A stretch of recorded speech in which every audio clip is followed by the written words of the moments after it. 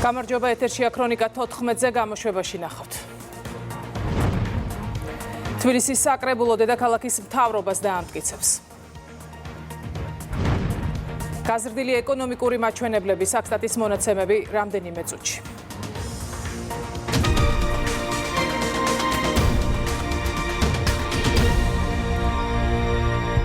თბილისის ახლადარჩეული საკრებულო დღეს დედაქალაქის მთავრობის შემადგენლობას დაამტკიცებს. საკრებულოს ხდომას მისასალმებელი სიტყვით გახსნის თბილისის მერი კახა კალაძე პირდაპირ ეთერში ვრთავთ საკრებულოს. გამოხატვით გამოცხადებული ნდობისთვის არ დაგზარდებით ვიყო თქვენ სამსახურში, რათა ყველა დაპირება, რაც საარჩევნო პროგრამის სახით გაგაცანით, ვაქციოთ რეალობად და წინ გადადგმულ ნაბიჯად ჩვენი დედაქალაქისთვის. შესაბამისად დღეს თქვენს წინაშე მხოლოდ ერთი მთავარი დაპირებით წავსდგები.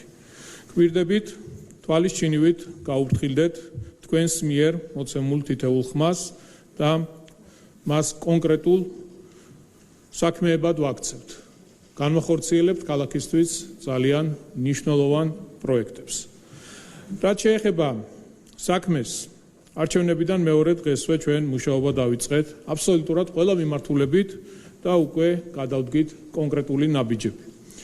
როგორც იცით, გამოცხადებულია ტენდერი დიდი დიღმისა და დიდუბის დამაკავშირებელი ტრამვაის ხაზის მშენებლობისთვის, აუცილებელი საპროექტო სახარშთაღრიცხო დოკუმენტაციის შედგენისა და სამშენებლო სამონტაჟო სამუშაოების წარმოებას. ძალიან დიდი იმედი გვაქვს, რომ დეკემბრის ბოლოს უკვე გვეყოლება გამარჯვებული კომპანია, რომელიც უშუალოდ დაიწყებს სამუშაოების შესრულებას.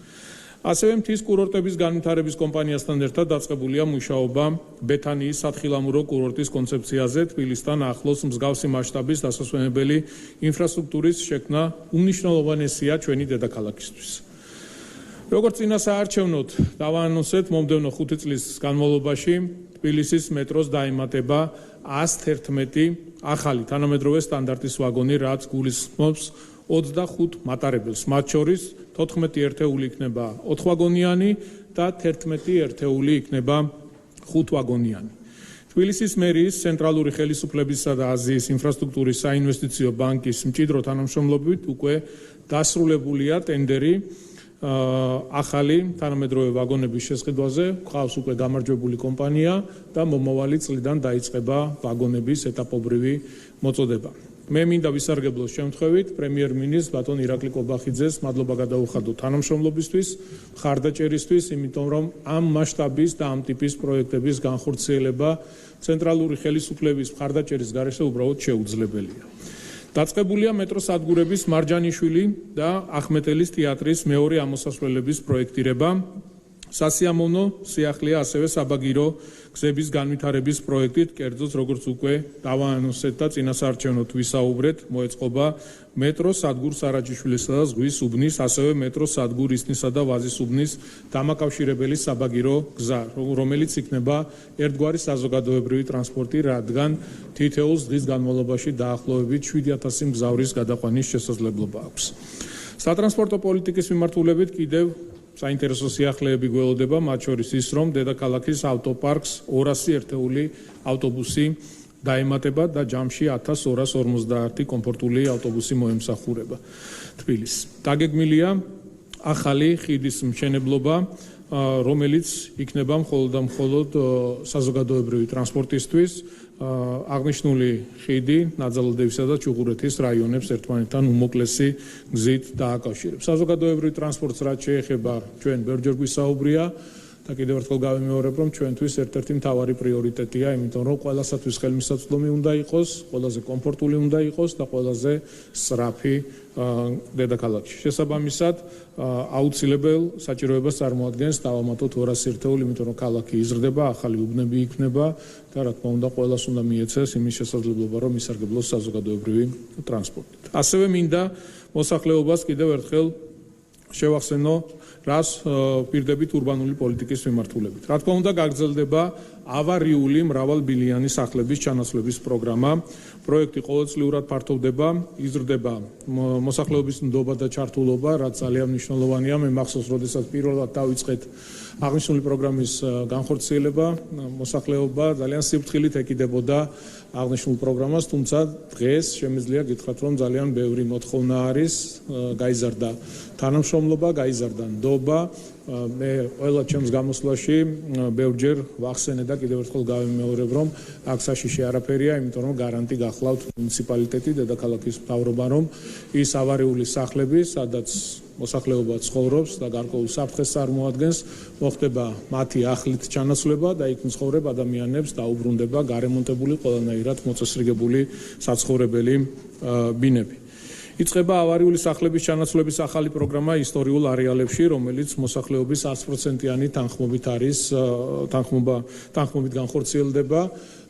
ჩვენ ამაზე ვისაუბრეთ და დავანონსეთ ის, რომ მუნიციპალიტეტი გამოხატავს მზადყოფნას ისტორიულ უბნებში, ისტორიულ ძეგლის სტატუსის მქონე საცხოვრებელ სახლებში მცხოვრებ ადამიანებს შევთავაზებთ, რომ გამოვისყიდოთ აღნიშნული ფართები, მოხდება შეფასება და საბაზრო ღირებულებით მუნიციპალიტეტი მზად არის მოახდინოს ამ ტიპის ფართების გამოსყიდვაც. აქტიურად გრძელდება მუშაობა რეკრეაციული სივრცეების შენარჩუნების მიზნით უძრავი ქონების გამოსყიდვაზე. ჩვენ გვაქვს ძალიან კარგი მაგალითები, მაგალითად მზიურის პარკში გამოვისყიდეთ გარკვეული ტერიტორიები, რომელიც პარკს შეუერთდა, დღეს იქ ერთ-ერთი საუკეთესო რეკრეაციული სივრცეა, იგივე შემიძლია თქვა კუსტბის ასახლებთან არსებული ტერიტორიის დაბრუნება, ვაკის პარკში არსებული სივრცის დაბრუნება, ავაზა სტადიონის დაბრუნება და ძალიან ბევრი. აღარ გავაგრძელებ ჩამოთვლას, იგივე დიღმის ტყეპარკი, რომელიც ძალიან მნიშვნელოვანი რეკრეაციული არეალია ჩვენი ქალაქისთვის, რა თქმა უნდა, გავაგრძელებთ იქ არსებული კერძო საკუთრებების გამოსყიდვას და ქალაქისთვის დაბრუნებას. გაგრძელდება ინტენსიური მუშაობა ლიფტების ჩანაცვლების პროექტზე. მე ვერჯერ ვისაუბრე აღნიშნულ დაკავშირებით და კიდევ ერთხელ პირდებით დედაქალაქის მოსახლეობას, რომ 4 წლის განმავლობაში მთლიანად შეიცვლება ქალაქში არსებული ავარიული ლიფტები. არ დარჩება არც ერთი საცხოვრებელი კორპუსი, სადაც იქნება გაუმართავი ავარიული ლიფტი. მოსახლეობას ექნება ყველანაირი შესაძლებლობა იმისა, რომ ისარგებლონ ახალი ლიფტებით. დღეს ეს სერიოზული გამოწვევაა.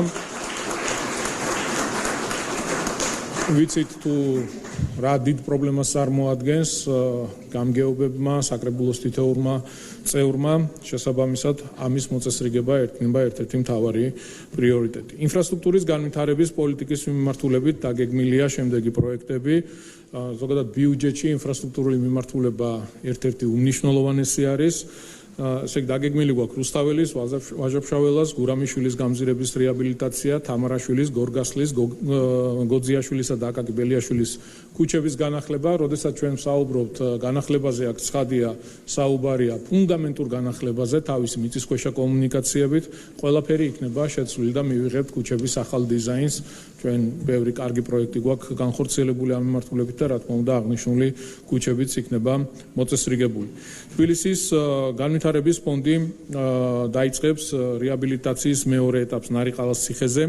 ფონდის მიერ რეაბილიტირდება ბარათაშვილის ქუჩაზე არსებული გალავანი და შენობა ნაგებობები, ქორწინების სასახლე, ჭადრაკის სასახლე და ალპური კლუბი. დაგეგმილია ინგოროყვას ქუჩის სრული რეაბილიტაცია, განახლება და იქ არსებული შენობა ნაგებობების, ყავლაშვილისა და მიმდებარე ქუჩების და მასზე არსებული შენობების სრული რეაბილიტაცია, განახლება, კოტე აფხაზის ქუჩისა და მასზე არსებული შენობების სრული რეაბილიტაცია თავისი მხატვრული მინათებებით, აბესაძის ქუჩისა და მასზე არსებული შენობების სრული რეაბილიტაცია, განახლება, სულხან-საბა ორბელიანის ქუჩის სრული რეაბილიტაცია და მასზე არსებული შენობა-ნაგებობების რეაბილიტაცია.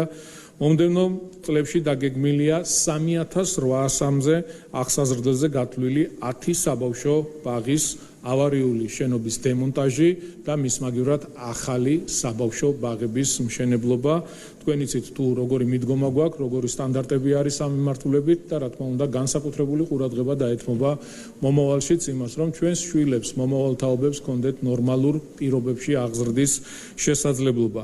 ასევე მინდა გითხრათ, რომ საბავშვო ბაღის 10 შენობას ჩაუტარდება სრული რეაბილიტაცია, რეკონსტრუქცია და ის 10 საბავშვო ბაღი, რომელზეც ვისაუბრე, არ ექვემდებარება უბრალოდ სარემონტო სამუშაოებს, საჭიროა მათი დემონტაჟი და რა თქმა უნდა ახალი პროექტების განხორციელება. შეუძლებელია განსაკუთრებული ყურადღება არ დაუთმოთ გარემოს დაცვის პოლიტიკას და მიმართულებით მნიშვნელოვანი პროექტების გაგრძელებას, რადგან არაერთხელ მithქვამს და კიდევ ერთხელ გავიმეორებ, რომ არაფერი არ უხდება ჩვენს ქალაქს ისე, როგორც გამწვანება, მწვანე სივრცეების არსებობა, რეკრეაციული არეალები, პარკები, სკვერები და ასე შემდეგ. პროექტების სახით მომდევნო 4 წლის განმავლობაში რეაბილიტირდება და მოეწყობა 200 ჰექტრამდე რეკრეაციული სივრცე, დაირგვება ცხადია ახალი ხემსცენარეები, განხორციელდება 100 ჰექტარ ფართობზე ტყის აღდგენა განახლების ღონისძიებები. დაგეგმილია პირველი რესპუბლიკისა და მუშთაიდის ბაღების რეაბილიტაცია. ჩვენ ყველაფერს გავაკეთებთ იმისთვის, რომ პირველ რიგში მუშთაიდის პარკი დაუბრუნოთ თბილისს. თქვენ იცით, რომ დღეს ის კერძო საკუთრებაში არის, 50 წლიანი იჯარით არის გადაცემული და ყველაფერს გავაკეთებთ იმისთვის, რომ ის იყოს თბილისელების საკუთრება და მუნიციპალიტეტის საკუთრება. რა თქმა უნდა, აღნიშნულ პარკს ჩაუტარდება რეაბილიტაცია და მოხდება მისი განახლება. დიღმისა და ხუდადოვის ტყე-პარკებში რეკრეაციული სივრცეების მოწყობა, ავჭალისა და რიყის პარკების, ასევე არტოს ბაღისა და კახიძის სკვერს ჩაუტარდება სრული რეაბილიტაცია განახლება.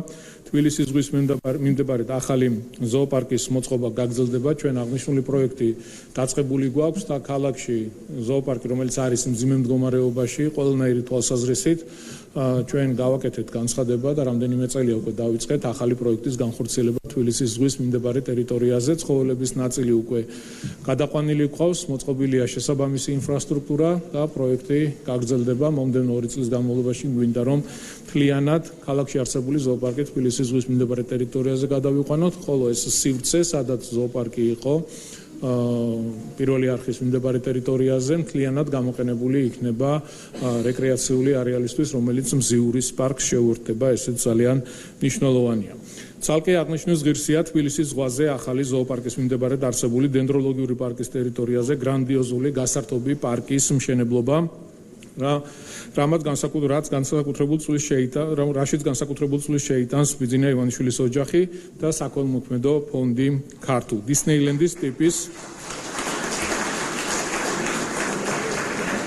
დისნეილენდის ტიპის პროექტი რეგიონში პირველი იქნება და რასაკვირველია, სასიხარულოა ის ფაქტი, რომ ის სწორედ თბილისს დაამშვენებს. ამ პროექტთან დაკავშირებით ჩვენ წლის ბოლომდე უკვე გვექნება კონკრეტული ხედვა, გვეყოლება კონკრეტული კომპანია, რომელიც გააკეთებს განაშენიანების გეგმას, თუ როგორ უნდა მოხდეს აღნიშნული პროექტის განხორციელება, სად რა უნდა იყოს, ატრაქციონები როგორ უნდა იყოს განთავსებული, სხვა დასასვენებელი სივრცეები როგორ უნდა იყოს კეთილმოწყობილი და უფრო დეტალურ ინფორმაციას ცოტა მოგვიანებით მოგაცვლით. მე რა თქმა უნდა მინდა ვისარგებლო შემთხვევით საქველმოქმედო ფონდ ქართულს, ბატონ ბიძინა ივანიშვილს, მის ოჯახს მადლობა უთხრა მხარდაჭერისთვის, რადგან ჩვენი დედაქალაქისთვის ამ ტიპის, ამ მასშტაბის პროექტის განხორციელება არის ძალიან მნიშვნელოვანი. ჩვენ ყურადღების მიღმა არ გურჩება კულტურის, განათლების, სპორტისა და ახალგაზრდობის პოლიტიკა და ამ მიმართულებით წამახალისებელი თუ სხვადასხვა ხელშეწყობი ღონისძიებების განხორციელება, რა თქმა უნდა, დაგეგმილია. ამიტომ მომდევნო წლებში კვლავ აუცილებლად გაგრძელდება საგანმანათლებლო და ახალგაზრდული პროექტების მხარდაჭერა. პროგრამა ისწავლე და დასაქმნის ფარგლებში გადამზადდება 20,000-მდე მოქალაქე. ძალიან დიდი პოპულარობით სარგებლობს აღნიშნული პროგრამა. ჩვენ ქვეყანაში იცით, რომ ერთ-ერთი სერიოზული გამოწვევა ეს არის სამუშაო ადგილები, თუმცა მეორეს მხრივ არსებობს ბიზნეს სექტორი, რომელსაც აქვს სურვილი, რომ ყავდეს კვალიფიციური პროფესიონალი კადრები. ჩვენ გვაქვს ძალიან აქტიური კომუნიკაცია ბიზნეს სექტორთან და ვიცით ყველა ის მიმართულება, თუ რა მოთხოვნებია და რა მიმართულებით ჭირდებათ კადრებით. ამიტომ წარმოვადგინეთ აღნიშნული პროგრამა, სადაც ნებისმიერ ადამიანს დავეხმარებით, რომ აიმაღლოს თავისი პროფესიონალიზმი, თავისი კვალიფიკაცია და შემდეგ დავეხმაროთ დასაქმებაში. 75%-იანი დასაქმების მაჩვენებელი გვაქვს, რაც ძალიან კარგია და განსაკუთრებული ყურადღებით გავაგრძელებთ აღნიშნული პროგრამის განხორციელებას, რომ რაც შეიძლება მეტ ადამიანს დავეხმაროთ და ხელი შეუწყოთ თუნდაც დასაქმებაში. დაიწყება კოჯრის ახალგაზრდული სოფლის მშენებლობა, აშენდება 2 ახალგაზრდული მრავალფუნქციური ცენტრი ჭუღურეთსა და დიღმის მასივში, ასევე მრავალფუნქციური საზოგადოებრივი ცენტრი აშენდება ბაგებში, ამასთან დაკავშირებითაც ჩვენ წინასაარჩევნო კამპანიის დროს ვისაუბრეთ, ეს იქნება პირველი პროექტი, რომელსაც ექნება ღია საცურაო აუზი და რა თქმა უნდა სხვა ყველა საჭირო სივრცე იქნება გათვალისწინებული. რეაბილიტაცია ჩატარდება თბილისის 5 სხვადასხვა უბანში მდებარე ახალგაზრდულ ცენტრებში, დაფინანსდება 1000-ზე მეტი სპორტული პროექტი და ინიციატივა, მოეწყობა 300-მდე ღია სპორტული მოედანი. სხვათა შორის სპორტული მოედნები ძალიან დიდი პოპულარობით სარგებლობს, ძალიან დიდია მოთხოვნა აღნიშნული მიმართულებით. ჩვენ ასევე გლდანში დავიბრუნეთ ამერის სტადიონი, რომელიც წლების განმავლობაში იჯარით იყო გაცემული და მე გლდანელებს დავპირდი, რომ ის იქნება ერთ-ერთი საუკეთესო სპორტული სკოლა, ყველანაირად მოწესრიგებული, ყველანაირად გამართული ინფრასტრუქტურით, სადაც ახალგაზრდებს ექნებათ საშუალება ნორმალურ გარემოში და ნორმალურ ინფრასტრუქტურაში გააგრძელონ ფეხბურთის თამაში, რაგბის თამაში და ასე შემდეგ. რაც შეეხება კულტურას, დაფინანსდება 1200 პროექტი კულტურის სფეროს განვითარების მიმართულებით. რეაბილიტირდება ილია ჭავჭავაძის, ზაქარია ფალიაშვილის, თოჯინებისა და სათამაშოების მუზეუმი, ასევე 11 ბიბლიოთეკა, რომელიც გვაქვს მდგომარეობაში და მოხდება მათი სრული განახლება, რეაბილიტაცია. სანდრო ახმეტელის თეატრის ბაზაზე მოეწყობა ინკლუზიური თეატრი და საგანმანათლებლო ცენტრი, იგეგმება მუნიციპალური თეატრების რეაბილიტაცია, პროექტირება. და ბოლოს, თამამად შემიძლია გითხრათ, რომ გასული 8 წლის განმავლობაში ყველაზე მეტი ყურადღება დაუთმეთ და ბიუჯეტის უდიდესი ნაწილი მიმართეთ ჯანდაცვისა და სოციალური პოლიტიკის მიმართულებით, რადგან ყველაფერს, რასაც ვაკეთებთ ამ ქალაქში მცხოვრები ადამიანებისთვის, მათი ჯანმრთელობისთვის და კეთილდღეობისთვის. სამწუხაროდ, ჯერ კიდევ რჩება ოჯახები, ადამიანები, ვისაც ჭირდება ჩვენი თანადგომა, ჩვენი ხელშეწყობა. ამიტომ, რა თქმა უნდა, ამ მიმართულებით გაგრძელდება აღნიშნული პროგრამები, რომ ყველა იმ ოჯახს და იმ ადამიანს დავეხმაროთ, ვინც დღეს ამას საჭიროებს და ამის აუცილებლობა აქვს, ბევრჯერ მithქვამს, გავიმეორებ კიდევ ერთხელ, რომ არავის პრობლემების პირისპირ არ დავტოვებთ. ყველას დავეხმარებით ჩვენი შესაძლებლობების ფარგლებში და ყველანაირად ხელშეუწყობთ. 2026-2029 წლებში ამოქმედდება 2 ახალი პროგრამა. ესენია ადრეულ ეტაპზე კიბოს სადიაგნოსტიკო კვლევების დაფინანსების პროგრამა და ფილტვის კიბოს სკრინინგის დაფინანსების პროგრამა, რომლის საშუალებითაც კიბოს ადრეულ სტადიაზე გამოსავლენად კვლევები დაფინანსდება. 100%-იანი დაფინანსება იქნება, ადამიანებს არ ექნებათ არც ერთი თეთრის გადახდის აუცილებლობა, ყველა ხარჯს თავის თავზე აიღებს მუნიციპალიტეტი.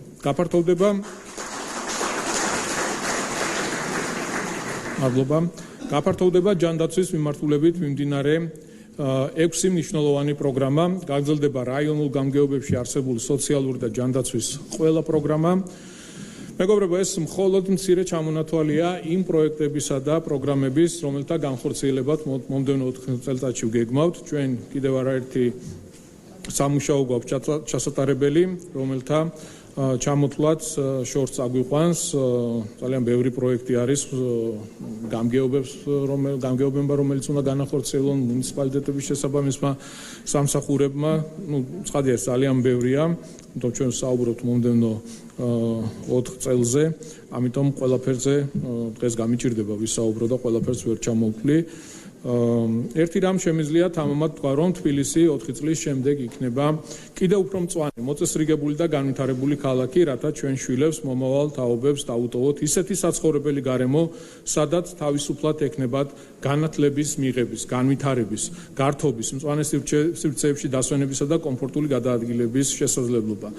ამის თქმის უფლებას მადლებს გაკეთებული საქმეები, განხორციელებული პროექტები, მოსახლეობის უდიდესი მხარდაჭერა და პროფესიონალთა გუნდი, რომელსაც წარმოადგენს თბილისის მომავალი მთავრობა. და ბოლოს მინდა თბილისის ახლად მოწვეულ საკრებულოს თითოეულ წევრს მის თავმჯდომარეს უსურვო წარმატებები, თქვენი წარმატებული საქმიანობა პირდაპირ კავშირშია თბილისისთვის სასიცოცხლოდ მნიშვნელოვანი ამბიციური გეგმების განხორციელებასთან, რაზეც უკვე ვისაუბრე, პროფესიონალიზმით, ქალაქის სიყვარულით და ურთიერთთანამშრომლობით ჩვენ შევძლებთ თბილისის განვითარების ახალ ეტაპზე გადაყვანას. საკმაოდ მასშტაბური, ამბიციური გეგმები გვაქვს, საკმაოდ საინტერესო იქნება მომდევნო 4 წელი ჩვენი დედაქალაქისთვის, ამ ქალაქში მცხოვრები ადამიანებისთვის და მე ძალიან დიდი იმედი გვაქვს, რომ ჩვენ ურთიერთთანამშრომლობით შევძლებთ ყველა იმ დაპირების შესრულებას და ყველა იმ პროექტის განხორციელებას, რომელზეც ვსაუბრობთ. მადლობა და გისურვებთ წარმატებებს.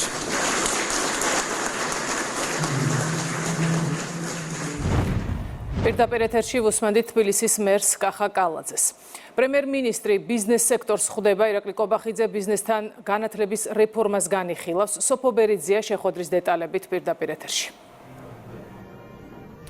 შეხვედრის დაწყების წინ ბიზნესმენები მედიასთან საუბრობდნენ იმის შესახებ, რომ შრომის ბაზარზე დღეს არსებობს პროფესიული კადრების დეფიციტი და ახლა როდესაც მთავრობის მეთაური ბიზნესმენებთან სწორედ განათლების მასშტაბურ რეფორმაზე საუბრობს, მათ ექნებათ საშუალება, რომ საკუთარი პოზიცია პრემიერ-მინისტრსაც გააცნონ. ბიზნესმენები საუბრობენ იმის შესახებ, რომ განათლების რეფორმის მნიშვნელოვანი კომპონენტი უნდა იყოს პროფესიული განათლება და ბუნებრივია ყველა თან ხდება იმაზე, რომ განათლება ქართული ეკონომიკის შემდგომი განვითარების მნიშვნელოვანი წინაპირობა გახლავთ. ბიზნესმენები საუბრობენ კადრების დეფიციტზე, ძირითადად ტექნიკური პროფესიების მიმართულებით, მათ შორის ისეთის, როგორიც არის ტრანსპორტი, ლოჯისტიკა და ახლა როდესაც შუა დერეფანი არის ერთ-ერთი მნიშვნელოვანი პროექტი, არა მხოლოდ საქართველოსთვის. ბიზნესმენები ამბობენ, რომ ამ პროექტის წარმატებას დიდწილად სწორედ პროფესიონალი კადრები განაპირობებენ. ვიცით ასევე ის, რომ დღეს პრემიერ-მინისტრი არის მზად იმისთვის, რომ მოისმინოს შრომის ბაზრის მოთხოვნები, რა სჭირდებათ მათ იმისთვის, რომ შრომის ბაზარზე არსებული ეს დეფიციტი შეივსოს და მათი მოსაზრებები ბუნებრივია იქნება გათვალისწინებული განათლების რეფორმის პროცესში. არის ისეთი ტიპის კვალიფიკაციები, რომელიც ბიზნესს აქვს მოთხოვნილება, მაგრამ იქ უნარის შესაბამისი უნარების მქონე ადამიანები ამ სპეციალობებს არ ირჩევენ, არ მიდიან, არ სწავლობენ და შეიქმნა გარკვეულწილად ის სიცარიელე, რომელსაც დღეს ბიზნესი უკვე აწყდება. ეს სიცარიელე ძირითადად რო დააკვირდეთ არის ტექნიკური STEM-ის მიმართულებით, საინჟინრო მიმართულებით. ამიტომ ჩვენი თხოვნა ცხადია და გასაგები არის ის, რომ განათლების რეფორმა, უმაღლეს განათლებაზე როცა ლაპარაკი და იმ ტიპის კვალიფიკაციებზე, რომელსაც წლები ჭირდება, რომ ადამიანები მოამზადოთ, წარიმართოს ისე, რომ შრომის ბაზარს პასუხობდეს. ახალი შესაძლებლობები იხსნება შუა დერეფნის მიმართულებით და აქ მთავარი კომპონენტი რა თქმა უნდა არის ინფრასტრუქტურა, რა თქმა უნდა არის პროცედურები, მაგრამ ეს ყველაფერი მიზანს ვერ მიაღწევ, თუ კი კვალიფიციური კადრები არ ეყოლება ქვეყანას, რომელიც საოპერაციო დონეზე უზრუნველყოფს შემდეგ ბიზნესის წარმოებას. ეს არის გამოწვევა, ამაზე ვაპირებთ საუბარს, გვინდა რომ მოვისმინოთ მთავრობის მოსაზრება რა არის და დარწმუნებული ვართ, რომ ასახული იქნება ეს ყველაფერი განათლების რეფორმის სამოქმედო გეგმაში. ზოგადად ქვეყანაში არის სხვადასხვა მიმართულებით კადრების, კვალიფიკაციური კადრების დეფიციტი. ჩვენ სფეროში ეხლა თქვენ იცით, რომ რაღაც განვითარებას მიაღწია მეღვინეობამ. ცხადია, მოთხოვნა უფრო იზრდება კადრების კვალიფიკაციაზე. ზოგიერთი სფეროში, მაგალითად, ზოგიერთ სფეროში ჩვენ უარი ვთქვით აი განვითარებაზე, იმიტომ რომ კადრების საკმარისი, ესე ვთქვათ, დონე არ იყო და ეს ძალიან მნიშვნელოვანი საკითხია. განათლება არის ჩვენი ქვეყნის მომავალი. ერთ საათზე მეტია საქართველოს მთავრობის მეთაური ბიზნესმენებს ხვდება. ამ შეხვედრაზე იმყოფება ყველა მსხვილი ბიზნეს კომპანიის პირველი პირი და როგორც უკვე იცით, საუბრის მთავარი თემა არის შრომის ბაზრის მოთხოვნები, კადრების დეფიციტი და ხელისუფლებას აქვს მზაობა მოისმინოს ამ საკითხებთან დაკავშირებით ბიზნესის პოზიცია და შემდეგ მათი პოზიცია და მოთხოვნები, შრომის ბაზრის მოთხოვნები უკვე განათლების მასშტაბურ რეფორმაში ასახოს. შეხვედრას ესწრება განათლების მინისტრი, ასევე ეკონომიკის მინისტრი. პირდაპირ ეთერში სოფო ბერიძე საუბრობდა. კორუფციასთან ბრძოლის მიმართულებით მთავრობა ბაზრის კვლევის ელექტრონული მეთოდის დანერგვას იწყებს. ეს ინიციატივა გამორიცხავს გარიგებებს შემსყიდველ ორგანიზაციასა და შესაბამის კომპანიებს შორის. როგორც პრემიერ-მინისტრმა განმარტა, ყველაფერი გახდება სრულად გამჭვირვალე და უზრუნველყოფილი იქნება სამართლიანი კონკურენცია. ირაკლი კობახიძემ ქვეყანაში კორუფციის აღმოსაფხვრელად გადადგმულ კონკრეტულ ნაბიჯებზე გაამახვილა ყურადღება და თქვა, რომ ხელისუფლებას აქვს ამბიციური მიზანი კორუფციისგან თავისუფალ ქვეყნებს შორის ევროპის სამეულში მოხვდეს. კორუფციასთან ბრძოლა დამმართველობით ბევრი რამ გაკეთდა გასული რამდენიმე თვის განმავლობაში და გვინდა გაგიზიაროთ კიდევ ერთი ინიციატივა, რომელიც უკავშირდება ბაზრის კვლევის ელექტრონული მოდელის დანერგვას. ეს არის ძალიან მნიშვნელოვანი ინიციატივა, რომელიც გამორიცხავს გარიგებებს შემსყიდველ ორგანიზაციასა და შესაბამის კომპანიებს შორის. ყველაფერი იქნება სრულად გამჭვირვალე, შესაბამისად უზრუნველყოფილი იქნება სრულად სამართლიანი კონკურენცია, მთლიანად იქნება დაზღვეული შესაბამისი გარიგებები. ეს ბუნებრივია, უზრუნველყოფს ხარჯეფექტიანობის გაუმჯობესებას და საბოლოო ჯამში ეს ყველაფერი აისახება ბუნებრივია შესრულებული სამუშაოების ხარისხზეც. მთავრობის ყველა აქტი არის გამჭვირვალე და ხელმისაწვდომი ნებისმიერი ადამიანისთვის, შესაბამისად თუ ვინმე რაიმე ნიშანს დაინახავს მაგიერების ნებისმიერ აქტში შეუძლიათ მოგმართო კითხვები და ყველა კითხვას გაეცემა ბუნებრივია პასუხი. პრივატიზაციის ნაწილში პრაქტიკა მთლიანად შევცვალეთ. ყველაფერი გამოდის აუქციონზე იმისათვის, რომ მაქსიმალური სარგებელი ნახოს სახელმწიფომ და ბიუჯეტმა. კადრების ოპტიმიზაციის მიმართულებით ათეულობით მილიონი ლარი დაიზოგა წლიურ ჭრილში, რაც ასევე ძალიან მნიშვნელოვანია. გასაკუთრებით სახელმწიფო საწარმოებში ხარჯების ოპტიმიზაციის მიმართულებით გაკეთდა ძალიან ბევრი რამ და დაახლოებით 700 მილიონი არის დანაზოგი. ყველაფერი უნდა გაკეთდეს იმისათვის, რომ ჩვენ ამბიციურ მიზანს მივახციოთ, რასაც ქვია ევროპის ქვეყნების სამეულში ადგილის დაკავება კორუფციის მცირის თვალსაზრისით.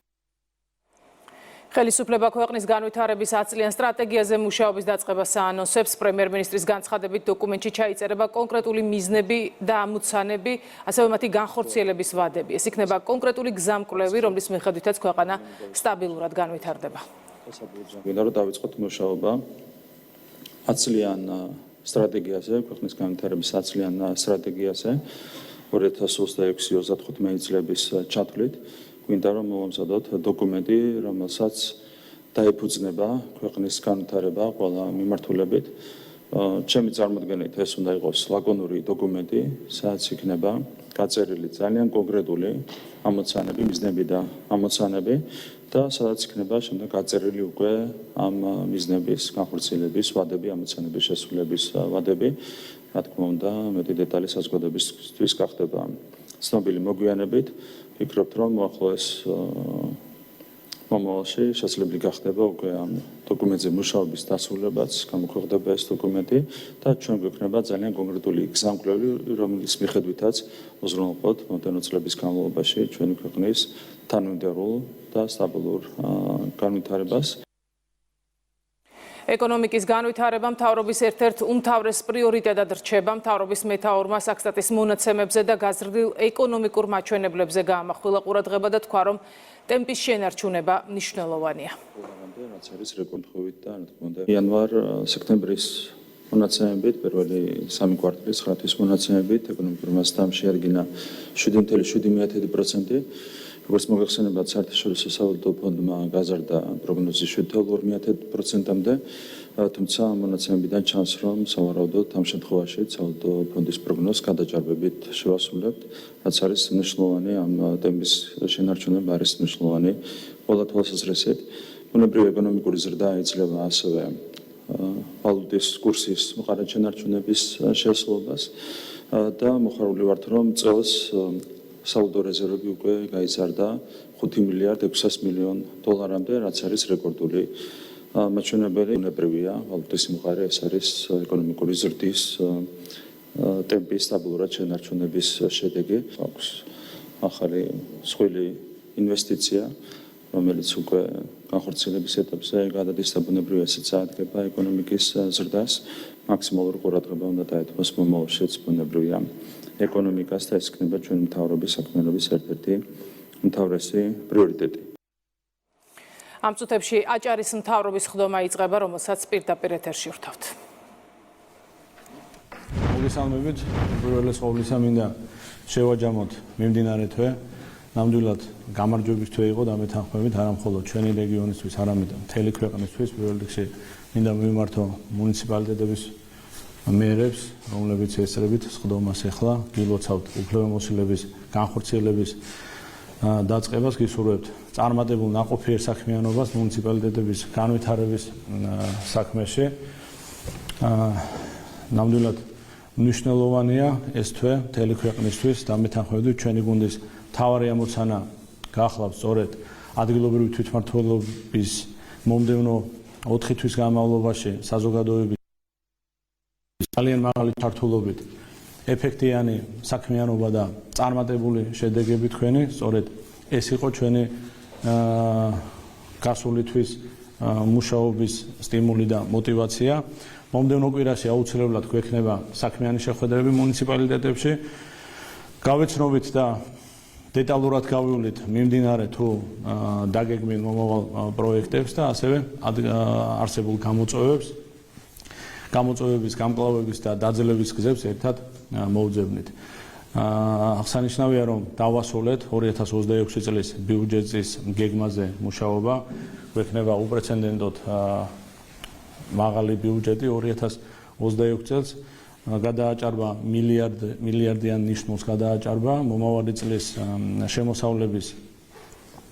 ჩვენი შემოსავლების პროგნოზი 800 მილიონიან ლარს შეადგენს მასშტაბი.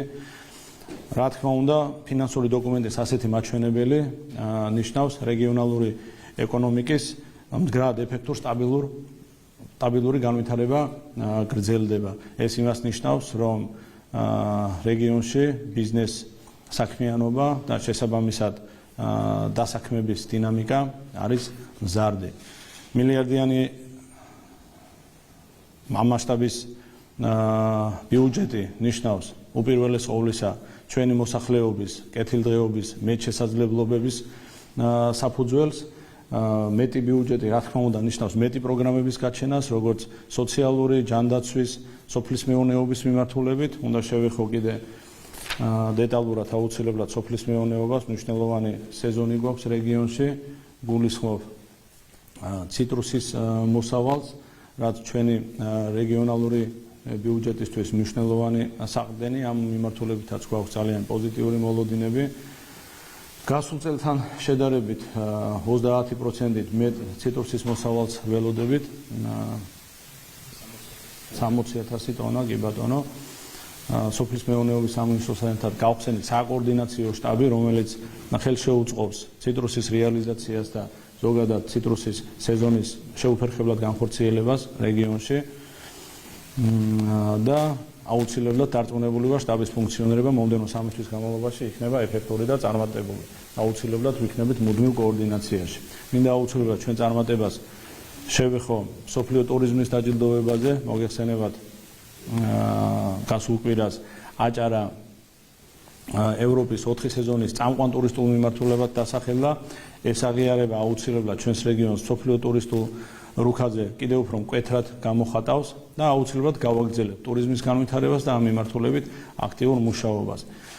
როგორც ყოველთვის ეს კვლავ მთავარ პრიორიტეტად დარჩება ჩვენი გუნდის. რათა მაქსიმალურად ავიცვისოთ და წარმოვაჩინოთ ჩვენი რეგიონის შესაძლებლობები. კიდევ აუცილებლად საგანმანათლებლო მიმართულებით წარმატებას მინდა შევეხო. ასევე გასულ კვირას ქონდა მასწავლებლის ეროვნული პრემიის დაჯილდოებაზე 10 დაჯილდოებულთაგან 2 იყო სწორედ ჩვენი რეგიონის წარმომადგენლები და კიდევ ერთხელ ულოცავ მათ ამ წარმატებას. მოგეხსენებათ პედაგოგებს უმნიშვნელოვანესი მისია აკისრიათ, აღზარდო განათლებული პატრიოტი, ტრადიციულ ღირებულებებზე დაფუძნებული თაობა, რომლებიც ჩვენი ქვეყნის მომავალს ჩვენს საგანმანათლებლო სფეროს ექნება მნიშვნელოვანი მხარდაჭერა ჩვენი. და დასასრულს მინდა აღვნიშნო, რომ ჩვენი რაგბის მორაგბეების ეროვნულ ნაკრებს 2 მატჩი დაგეგმილი აქვს სწორედ ქალაქ ბათუმში, შეერთებული შტატებისა და კანადის გუნდებს ჩვენი ნაკრები უმასპინძლებს ბათუმში და მინდა ყველას მოგიწოდოთ, რომ ჩამობრძანდეთ ბათუმში და გულშემატკივროთ ჩვენს ნაკრებს ჩვენს ბიჭებს ერთად. უსურვოთ წარმატებები, ამითი მე დავასრულებ და მინდა გადავიდეთ დღის წესრიგით გათვალისწინებულ საკითხებზე. მადლობა. უსმენთ აჭარის მთავრობის თავმჯდომარე სულხან თამაზაშვილს. საქართველოს მთავრობა უკრაინას გენერატორებს უგზავნის განკარგულებას ხელს პრემიერ-მინისტრი ირაკლი კობახიძე აწერს. განკარგულების თანახმად, რომელიც მთავრობამ დღევანდელ სხდომაზე დაამტკიცა, 1,500,000 ლარის ღირებულების სხვადასხვა ტიპის გენერატორებს უკრაინისთვის გადასაცემად საქართველოს ენერგეტიკის განვითარების ფონდი შეისყიდეს.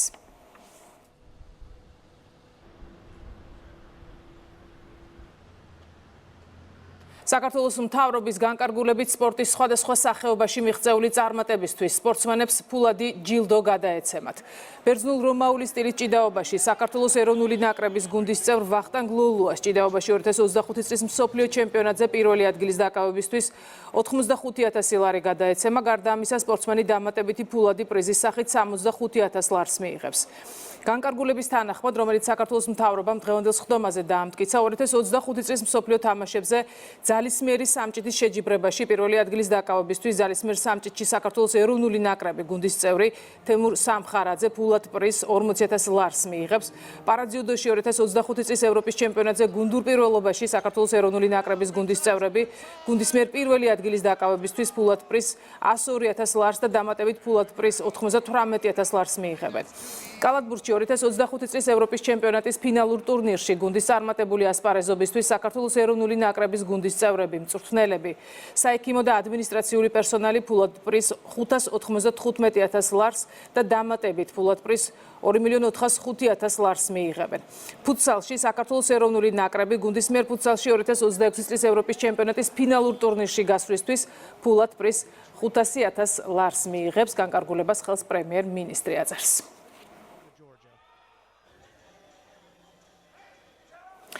გერმანიის ფედერალური მთავრობა ადასტურებს, რომ საქართველოში გერმანიის ელჩი ოპოზიციურ პარტიებთან, კონკრეტულად კი გახარია საქართველოსთვის წევრებთან შეხვედრებს მართავდა, თუმცა შეხვედრების მიზანს არ აკონკრეტებს. კითხვაზე იქირავა თუ არა მამუკა ხაზარაძისგან პეტერ ფიშერმა ძვირადღირებული უძრავი ქონება, მერცის მთავრობა პასუხობს, რომ ეს ასე არ არის, მიუხედავად იმისა, რომ თავად მამუკა ხაზარაძემ ეს ფაქტი დაადასტურა. გერმანიის ფედერალურმა მთავრობამ პარტია ალტერნატივა გერმანიისთვის მიერ დასმულ კითხვებს უპასუხა. მთავარი ოპოზიციური პარტიის ინტერესის საგანი იყო საქართველოში გერმანული ფულის შემოდინება და გერმანიის ელჩის ქმედებები.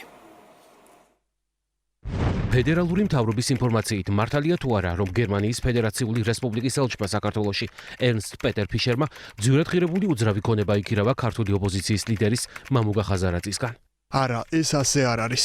ბოლო 10 კვირის განმავლობაში რომელ ოპოზიციურ ჯგუფებსა და ოპოზიციონერ პოლიტიკოსებს შეხვდა გერმანიის ფედერაციული რესპუბლიკის ელჩი საქართველოში ერნსტ პეტერ ფიშერი. აღნიშნულ პერიოდში გერმანიის ელჩი ოპოზიციური პარტია საქართველოსთვის წარმომადგენელს შეხვდა. არსებობდა თუ არა ამ შეხვედრებისთვის კონკრეტული მიზეზები და თუ არსებობდა რომელი, რა თემები განიხილეს ამ შეხვედრებზე. ფედერალური მთავრობა პრინციპულად არ აკეთებს კომენტარს კონფიდენციალური დისკუსიების შინაარსზე. რა შეფასებები მოხდა თბილისში გერმანიის ფედერალური მთავრობის მიერ კონკრეტულ კითხვებზე გაცემულ პასუხებს თემაზე ნინო არღვლიანი მუშაობს და ის პირდაპირ ეთერში გვერდება.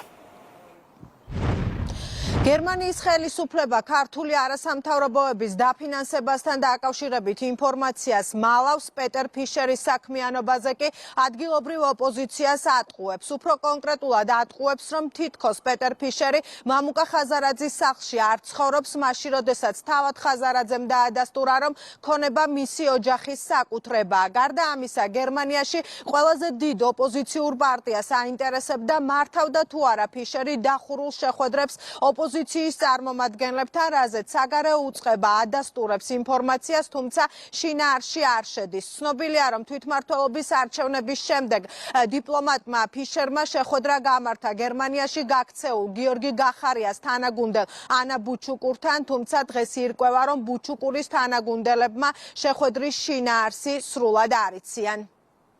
შეხვედრა იყო, თუ არ ვცდები, ეს იყო არჩევნების მუნიციპალური არჩევნების შემდეგ.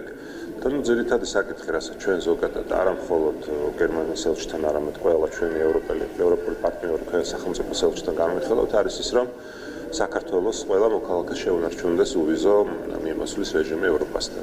ეს არის ძირითადი განსახილველი საკითხი. მეტი დეტალი არც ვიცი სიმართლე გითხრათ და არც მგონია, რომ რამე სხვაზე ყოფილიყო საუბარი.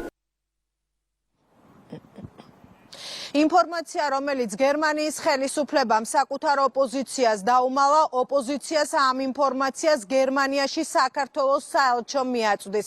მართველი პარტია ამბობს, რომ რაც უფრო დამალულია ამბები, მით უფრო ბევრი კითხვა ჩნდება აღნიშნულ საკითხებთან დაკავშირებით. ქართული ოცნების წევრების განცხადებით არ არის გამორიცხული, რომ გერმანიაში საგარეო საქმეთა სამინისტრო თავადაც კარგად ხვდება, რომ ფიშერი არ ღვევდა ვენის კონვენციას, თუმცა ამ პასუხებიდან ირკვევა, რომ მათ ამის აღიარება უჭირთ. რთული ასახსნელია, რატომ დაუმალა გერმანიის საგარეო უწყებამ თავისივე გერმანელ დეპუტატებს ის ფაქტი, რომ გერმანიის ელჩი რეზიდენციას ქირაობს მამუკა ხაზარაძის ოჯახის წევრისგან, კონკრეტულად მეუღლისგან. ჩვენი საელჩო მიაწვდის ამ ინფორმაციას იმ დეპუტატებს, რომლებმაც ეს კითხვა დასვეს და ასევე მიაწვდის ინფორმაციას იმის შესახებ, რომ გერმანიის საგარეო უწყებამ ამ შემთხვევაში ბოლომდე არ გასცა პასუხი და დამალა რეალურად ის ფაქტი. მე ვფიქრობ, რომ გერმანიის საგარეო უწყებაში თვითონაც ხვდებიან, რომ ის კონკრეტული ნაბიჯები, ის განცხადებები, ის ფაქტები, რომელზეც ჩვენ ამდენი ხანი ვსაუბრობდით, ეს მართლაც არ შეესაბამება დიპლომატიურ ეტიკეტს და ამის გამო ცდილობენ, რომ ახლა საკუთარ დეპუტატებს არ მიაწოდონ სრული ინფორმაცია იმისთვის, რომ არ მიიღონ საკუთარი დეპუტატებისგან კრიტიკა. ზოგჯერ თქმას ჯობს არა თქმას. ეს სწორედ ის მდგომარეობაა, ვის ვითარება, როდესაც ინფორმაციის დამალვით პირიქით აძლიერებ იმ ლეგიტიმურ კითხვებს, რაც იყო შენს ქმედებებთან დაკავშირებით, რომ საქმე ხო არ იყო რეალურად რადიკალიზაციის წახალისებასთან. სხვა შემთხვევაში რა არის დასამალი? თუ ეს იყო პოლიტიკურ სიტუაციაზე საუბარი, პოლიტიკურ პარტიებს შორის თანამშრომლობაზე, რა არის აქ დასამალი ხო საზოგადოებისთვის? მაგრამ სწორედ იმიტომ, რომ იყო კითხვის ნიშნები, რომ გერმანიის საელჩო ელჩი პირადად ხელს უწყობდა რადიკალიზაციას, ახალისებდა რადიკალურ დღის წესრიგს, სწორედ ამიტომ ჩნდება ლეგიტიმური კითხვები, რომ ნამდვილად ეს შეხვედრები არ ემსახურებოდა კეთილ მიზნებს. ფაქტი არის, რომ გერმანიის საგარეო უწყება იტყუება ვინაიდან თვითონ ხაზარაძე აღიარებდა არამხოლოდ იმას, რომ ფიშერი იყო მისი მდგმური, არამედ იმასაც, რომ გადასახადებს არ იხდიდა. ეს აჩენს გონივრულ ეჭვს იმისას, რომ ერთის მხრივ დასამეანი იმაზე მეტი აქვს ამ უწყებას, ვიდრე ჩვენ წარმოდგენა გვქონდა და მეორე ფაქტობრივად ამ ყველაფრით გაურბის იმის აღიარებას, რომ ვენის კონვენციის დარღვევას ნამდვილად ჰქონდა ადგილი ფიშერის მხრიდან, მაგრამ როგორც ჩანს, ეს ფიშერის მიმართ მიცემული დავალებები იყო. გერმანიის ელჩ პეტერ ფიშერის საქმიანობასთან დაკავშირებით კითხვებით გერმანიის საგარეო საქმეთა სამინისტროს გერმანიაში ყველაზე დიდმა და გავლენიანმა ოპოზიციურმა პარტიამ მიწერა. დროში დაემთხვა, რომ ამ კითხვების გაგზავნიდან მალევე გერმანიის საგარეო საქმეთა სამინისტრომ დიპლომატი თბილისიდან ბერლინში კონსულტაციებისთვის გაიწვია. მადლობა ნინო არღულიანს. საქართველოს ხელისუფლება ბრიუსელის კრიტიკას პასუხობს. ქართული ოცნება ევრობიუროკრატების აღშფოთებას საკონსტიტუციო სასამართლოში შეტანილი სარჩელის გამო ქართულ მართლმსაჯულებაში ჩაარავის მცდელობა დაფასებს. სახელისუფლებო გუნდში განმარტავენ, რომ ეს არის ფუნდამენტური უფლება, რომელიც ყველა სამართლებრივ სტანდარტში ჯდება. ეს არის რევოლუციური ჯგუფი, რევკომები, რევოლუციური კომიტეტები, რომლებიც თავისი ფერკეტებით, რომელიც მხარდაჭერილია იგივე სახალხო პარტიის მიერ, ახორციელებს თავარ გეგმას, თავარ სცენარს. ეს არის საქართველოში მოყვანა მარიონეტული ხელისუფლების და ამის მეშვეობით იმ პროცესებში ჩართვას, რასაც ქვია გლობალური ომიდან დაპირისპირება. საქართველოს გრევის წინაპირობის შექმნა. ის, ვინც საქართველოში ნაციონალურ მოძრაობას უჭერს მხარს, ავტომატურად ნიშნავს, რომ დემოკრატიას მტრობს. და ამ განცხადებაში სწორედ ამ სულისკვეთებას ვკითხულობთ, ვინაიდან თურმე საკონსტიტუციო სასამართლოსადმი მიმართვაც კი შემაშფოთებელი ყოფილა ამ ადამიანებისთვის, მაგრამ ისინი არ იყვნენ აღშფოთებულები მაშინ, როდესაც ნაციონალური მოძრაობა პირდაპირ ატერორებდა ქართველებს, ებრძოდა ქართულ სახელმწიფოს და არ ღვევდა ყველა იმ ჩანაწერს, რომელიც საქართველოს კონსტიტუციის 23 მუხლშია. PPP იმიტომ ღელავს, რომ არის ნაცმოძრაობის დედაპარტია ერთ-ერთი და ჯამში გლობალური ომის პარტია. იგივე Deep State-ი. და deep state-ი ღელავს, რა თქმა უნდა, იმიტომ რომ წააგო მისმა წარმომადგენლობამ საქართველოში ყველა არჩევნები, პარლამენტში, საკრებულოებში, ქუჩის პროცესები და შესაბამისად ამიტომ ღელავს, რომ უკვე აქ გასაპროტესტებელი საგანი აღარ დარჩათ უკვე. და ამიტომ ღელავენ, ამიტომ არის ახლა რომ ეშინიათ იმისაც, რომ სამართლებრივად და სამართლიანად დიდი ალბათობით გაუქმდება ნაცმოძრაობა თავისი სატელიტებით და დასაყრდენი სამართლებრივად აღარ ექნებათ საქართველოში. რეგიონული განვითარებისა და ინფრასტრუქტურის მინისტრის ყოფილი მოადგილე კობა გაბუნია დიღმის დროებით იზოლატორშია და ბრალის წარდგენას ელოდება. გამოძიება დაკავებულს სამსახურებრივი უფლებამოსილების ბოროტად გამოყენებას ედავება. დაკავებულის ადვოკატი აცხადებს, რომ საქმეში სავარაუდოდ გაბუნიას წინააღმდეგ სხვა დაკავებულის ჩვენება დევს. არ ვიცით, გასედავებიან დააკავებდა პროცესუალურად დააუფლება 48 საათში წარუდგინა ბრალიდან. ამის შემდეგ, როცა გავეცნობით მასალებს, მერე შეგვიძლია ვისაუბროთ სამართლებრივ საკითხებზე. მინისტრს მოადგილეები კონკრეტულად მის კომპეტენციაში შედიოდა თუ არა ის ასაცედავებიან, არის დაკავებულია, დაკითხული არ არის. და შესაბამისად ბრალიც არ აქვს წარდგენილი შეიძლება ეს კერძო კომპანია მინისტრის მოადგილეს აიმე კომპეტენცია ისო მონიტორინგი გაეცია პირდაპირ არ ევალდებოდა კონკრეტულად კონტექსტებულებები უნდა გვანახონ რომ აურწმუნდეთ და ჭარბა თუ არ შეასრულა სამსახურებრივი გულისხმიერად საქართველოს დელეგაციის ვიზიტი ქალაქ სამარყანდში გრძელდება იუნესკოს კონფერენციის ფარგლებში. საქართველოს საგარეო საქმეთა მინისტრმა ორმხრივი შეხვედრები გამართა კოლეგა მინისტრებთან. ასევე შეხვდა იუნესკოს გენერალურ დირექტორს ოდრი აზულეს. შეხვედრაზე დადებითად შეფასდა საქართველოსა და იუნესკოს შორის თანამშრომლობა კულტურის, განათლებისა და მეცნიერების სფეროებში. მაკა ბოჭორიშვილმა გახსნა ქართული კუთხეც საგამოფენო სივრცეში წარმოდგენილია ექსპოზიცია, რომელიც დამთვალიერებელს ქართული მეღვინეობის უძველეს ისტორიას და კულტურას გააცნობს.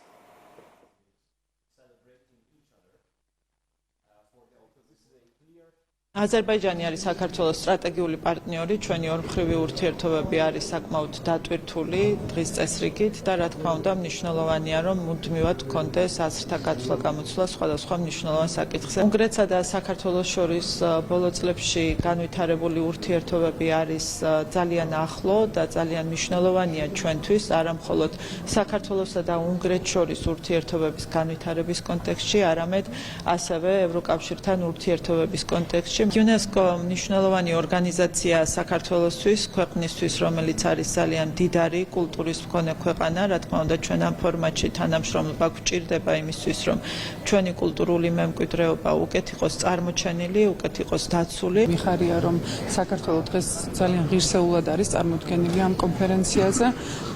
იცით რომ არაერთი ღონისძიება გაიმართა, მქონდა ძალიან საინტერესო მიღება.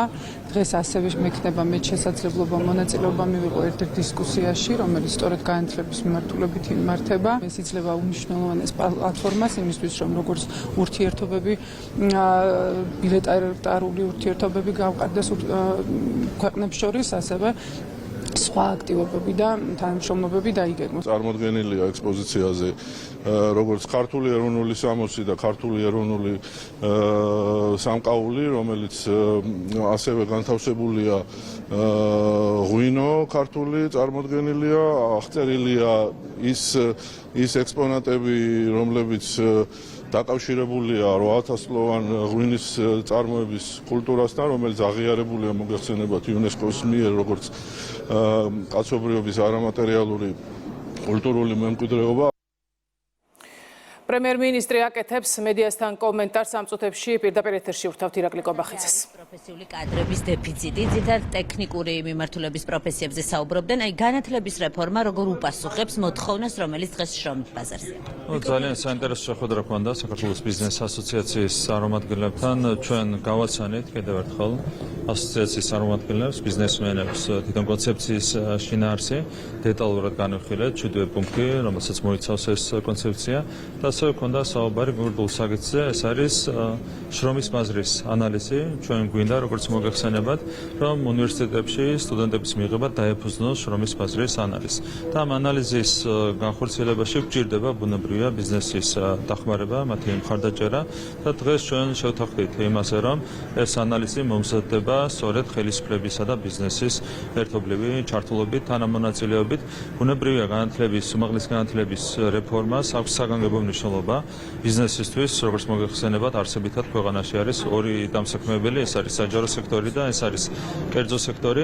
აქედან გამომდინარე, განათლების რეფორმის განხორციელებაში კერძო სექტორის ჩართულობაც არის ბუნებრივია მნიშვნელოვანი. დეფიციტი არის ძალიან ბევრი მიმართულებით, არის დისციპლინები, სადაც ჭარბად მიიღება სტუდენტები და არის დისციპლინები, სადაც არის ძალიან სერიოზული დეფიციტი, ანუ შრომის ბაზარზე არის ბევრად მაღალი მოთხოვნა, თან არის საკმაოდ მაღალშემოსავლიანი პროფესიები, თუმცა სამსხოროდ სტუდენტები ნაკლებად ირჩევენ ასეთ სპეციალობებს. ჩვენ გვინდა რომ სწორად დავაბალანსოთ ეს საკითხი და მაქსიმალურად შრომის ბაზარზე მორგებით გადავანაწილოთ კვოტები დისციპლინების მიხედვით და უნივერსიტეტების მიხედვით. ბატონო პრემიერო, განათლების მიმართულება 10 წლიან სტრატეგიაში, რომელზეც დღეს მთავრობის ხტომაზე საუბრობთ, როგორ იქნება ასახული და უფრო მეტი რომ გითხრათ არა მხოლოდ განათლებაზე, ზოგადად ეს სტრატეგია, რა სფეროებზე ელოდებით უფრო ვრცლად სტრატეგიის წარმოდგენას და განათლება როგორ იქნება ამ სტრატეგიაში ასახული? ამდე იყო თუ სწორად მახსოვს, ანუ არ მოგწონთ ის სტრატეგია გადააკეთებთ ახლა, იმიტომ რომ მოქმედი უნდა იყოს წესის თუ კი, მოქმედი იყო შედგენილი 2030 წლის ჩათვლით, რაც შეეხება ახალ სტრატეგიას, ის მომზადება მომდევნო 10 წლიანი პერიოდისთვის 2026-2035 წლებისთვის, შესაბამისად აქ იქნება შემდეგი 10 წლისთვის ასახული პრიორიტეტები. რაც შეეხება თვითონ დოკუმენტის შინაარსს, მე პირადად ასე მაქვს წარმოდგენილი, ამას ექვექნება საუბარი ბუნებრივია მინისტრებთან ერთად. მე მგონია, რომ ეს უნდა იყოს ძალიან ლაკონური დოკუმენტი, კომპაქტურად უნდა იყოს წარმოდგენილი თითოეული პრიორიტეტი, ჩვენ ზუსტად უნდა ვიცოდეთ დღევანდელი დღიდან რა შედეგზე უნდა გავიდეთ 10 წელიწადში. რა თქმა უნდა, ამას დაერთვება უკვე კონკრეტული ვადებით სამოქმედო გეგმა. კიდევ ერთხელ ძალიან ლაკონური, კომპაქტური დოკუმენტი იქნება, სადაც ზუსტად განისაზღვრება ის შედეგები, რომლებსაც უნდა მიაღწიოს ქვეყანა 10 წლიან პერსპექტივაში. მინისტრებმა უნდა წარმოგიდგინონ საკუთარი ხედვები კონკრეტული სფეროების მიხედვით, ასე შეიქმნება ეს დოკუმენტი. მოქმედი არის ბატონო ირაკლი, ეს სტრატეგია ახალი მას რატო გაჩხრიკეს. მაქვს კითხვა იმის შესახებ, შეიძლება თუ არა ინფრასტრუქტურის ყოფილი მინისტრი ასევე ვნახოთ დაკავებული, თუ შეიძლება ისიც გირაოს სანაცვლოდ გადარჩეს, ასე ვთქვათ, პატივობას. მე რათა კომენტარს ვერ გავაკეთებ ასეთ საკითხებთან დაკავშირებით, ეს არის სისტემები, რომლებითაც დაკავებული არიან შესაბამისი უწყებები და მხოლოდ მათ შეუძლიათ ასეთ კითხვებზე პასუხების გაცემა. მე არავითარი პასუხი არ მაქვს ამას.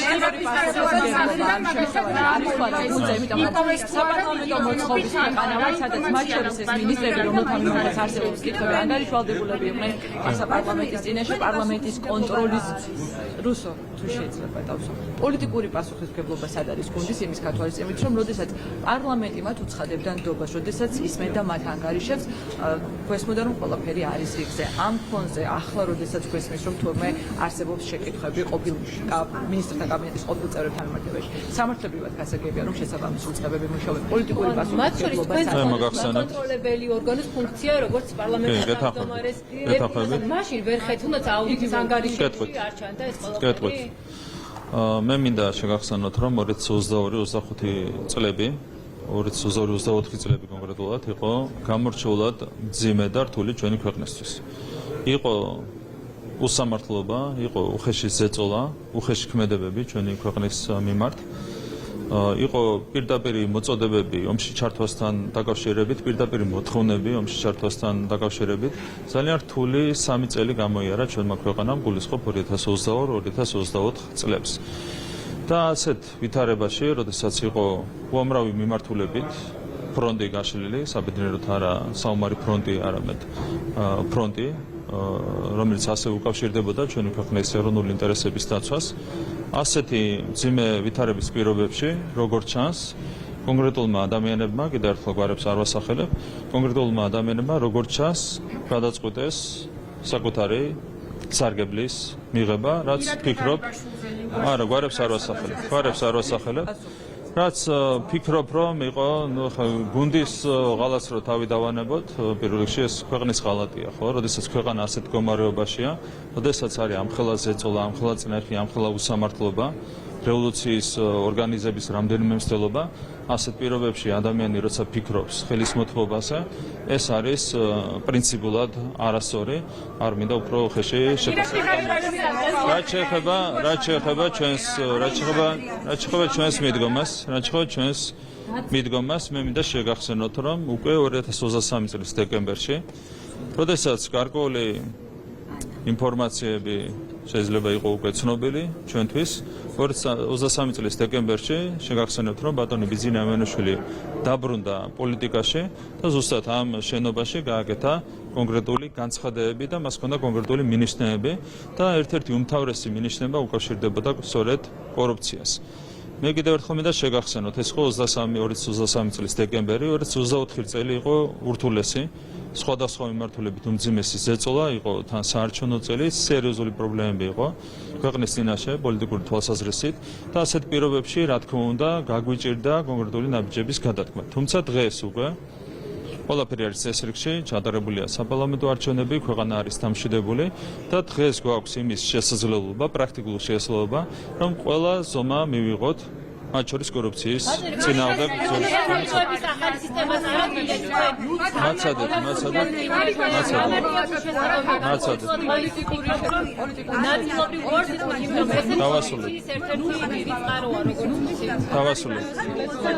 დავასრულებ ვიღაცებმა რომ რაღაცები შეიძლება ვიცოდით სწორედ ამის გამო გაკეთდა კონკრეტული განცხადებები უკვე 2023 წლის დეკემბრიდან და გარკვეული დრო დაჭირდა გადამჭრელი ზომების მიღებას. რაც ხა კორუფციასთან ბრძოლას რაც ხა კორუფციასთან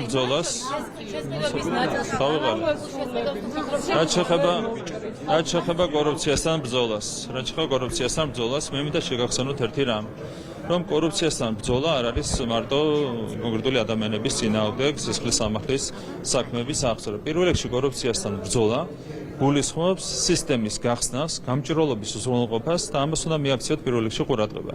რასაც ჩვენ ვაკეთებთ ჯერ კიდევ იმ მომენტიდან, როდესაც ჩამოყალიბდა ახალი მთავრობა, ხო, 2024 წლის თებერვლიდან. ჩვენ მაქსიმალური ზომები მივიღეთ იმისათვის, რომ კორუფციის პერსპექტივა დაგვეყვანა ნულამდე. და გულისხმობ რას? მთავრობის ყველა აქტი 2024 წლის თებერვლიდან არის სრულიად ღია და გამჭვირვალე ნებისმიერ ადამიანს შეუძლია ჩახედოს გამოქვეყნებულია ათასობით აქტი ერთი აქტიდან მაინც თუ ამოიკითხავთ თქვენ კორუფციის ნიშნებს მზად გავცეთ ნებისმიერ კითხვას პასუხი ასევე დღეს მაგალითად მივიღეთ გადაწყვეტილება ტენდერებთან დაკავშირებით შესყიდვებთან დაკავშირებით ყველა პროცედურა რომელიც დაკავშირებულია სახელმწიფო შესყიდვებთან, ტენდერებთან, ყველაფერი იქნება აბსოლუტურად ღია და გამჭვირვალე, ახაც პრაქტიკა რადიკალურად შეიცვლება. პირდაპირ მიყიდვა, ხო, ხდებოდა ძალიან ხშირ და პირდაპირ წესით ქონების გასხვისება ასეთ პირობებში რა თქმა უნდა ბიუჯეტი კარგავდა თანხებს.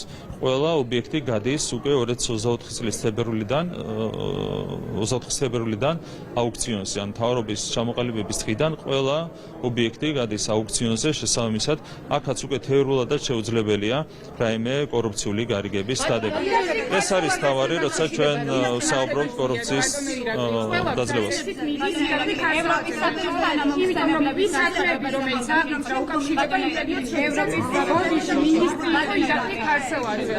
კიდევ ერთხელ რაც შეეხება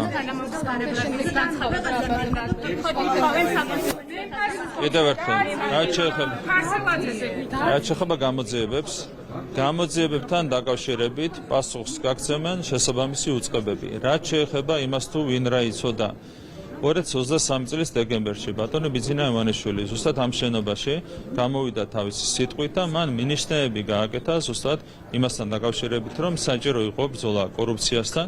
იქიდან მოყოლებული ჩვენ გადავდგით კონკრეტული ნაბიჯები, რაღაცებს დაჭირდა მეტი დრო, რაღაცებს დაჭირდა ნაკლები დრო, მაგრამ ერთ რამეზე ვიღებთ პასუხისმგებლობას. კიდევ ერთხელ, აი დღეიდან, გუშინდლიდან შეგიძლიათ ნახოთ მთავრობის ნებისმიერი გადაწყვეტილება, ნებისმიერი შესყიდვა, ნებისმიერი ტენდერი, ნებისმიერი განხორციელებული პროექტი. თუ სადმე ნახავთ კორუფციის ნიშნებს, პირადად ვაგებ პასუხს. ეს არის ჩვენი მიდგომა ამ საკითხის მიმართ.